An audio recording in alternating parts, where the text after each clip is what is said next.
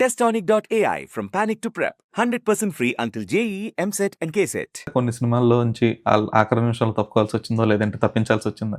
నేను తప్పుకోవాల్సి రాలేదు, తీసేసారు. తీసేసారు. ఓకే. ఆ ప్రాజెక్ట్స్ ఏమైనా చెప్పగలరా? ఒక తమిళ్ పెద్ద ప్రాజెక్ట్, చాలా పెద్ద బైలింగ్వల్ పెద్ద ప్రాజెక్ట్, ఒక తెలుగు ప్రాజెక్ట్ పెద్ద ప్రాజెక్ట్. యా అంతే. అంతేనా? అంతకుమించి డీటెయిల్స్ చెప్పలేరా? వచ్చాయి దాని గురించి ఆర్టికల్స్. అంటే మీరు అఫీషియల్గా చెప్తే బెటర్ కదా. ఎందుకు తీరా చెప్పు. అయిపోయింది. అవి రిలీజ్ కూడా అయిపోయాయి. So it's all done.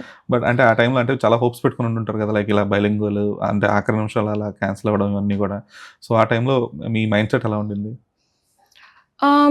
అంటే ఇంత వెయిట్ చేస్తున్నప్పుడు ఒక్క హోప్ వస్తుంది ఒక ప్రాజెక్ట్ వల్ల. ఓకే, దీనివల్ల మేబీ ఇంకా మనకు కావాల్సిన బ్రేక్ దొరుకుతుందేమో అన్న టైంలో అది వెనక్కి వెళ్ళిపోయినప్పుడు బాధపడడం తప్పిస్తే వేరేది ఉండదు. You feel bad. అంటే మనల్ని మనం క్వశ్చన్ చేసుకుంటాం, ఏంటి ఎవరితో అయితే రీప్లేస్ అవుతామో ఆ అమ్మాయితో కంపేర్ చేసుకోవడం స్టార్ట్ చేస్తాం.